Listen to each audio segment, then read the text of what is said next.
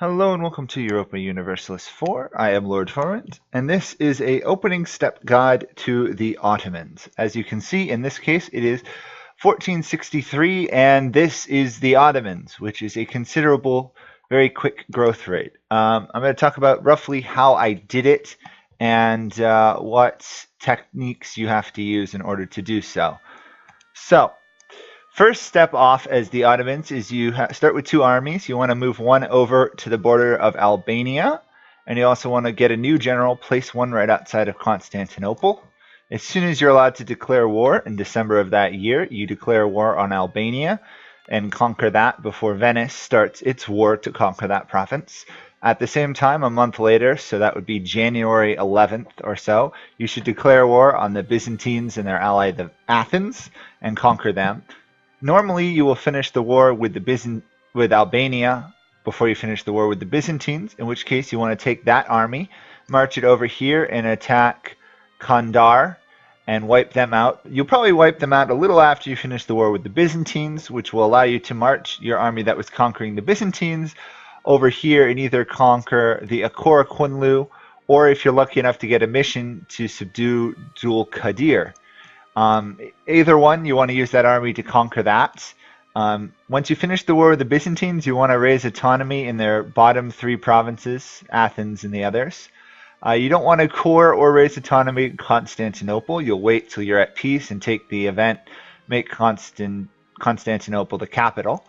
Once you've killed off either you've killed off the Eu4 or you've conquered and vassalized Dul Qadir or something along those lines. You want to take that mission, make Constantinople the capital, and if you're lucky about that time, you'll get an event which is called architectural funding from the Validi Sultan, and that will allow you to develop Constantinople 5% cheaper. If you take an edict, you can develop it 10% cheaper, and if you're lucky enough to get it to prosperity 100, it's another bit cheaper there too, 10%.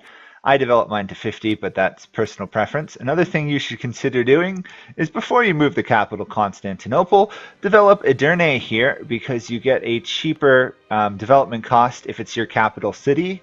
And once you move it, obviously you'll lose that modifier on Edirne, and it's pretty cheap to develop it early on.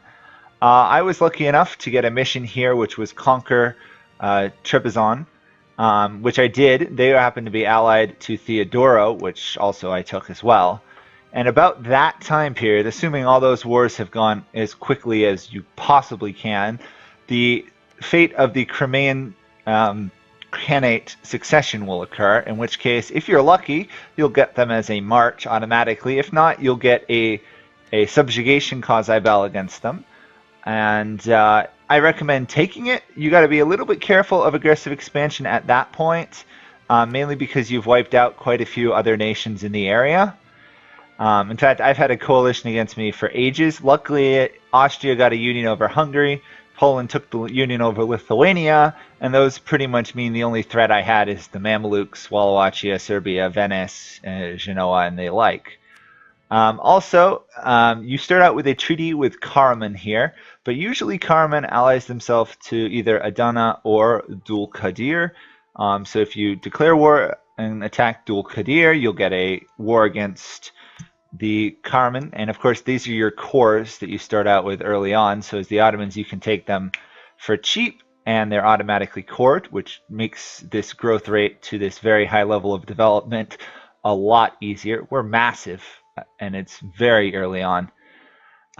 Or you can feed them to Dul Qadir like I did here. I gave them a couple provinces. About the same time, you'll likely get a mission which is Safeguard Eastern Anatolia, in which case it tells us to control this area here.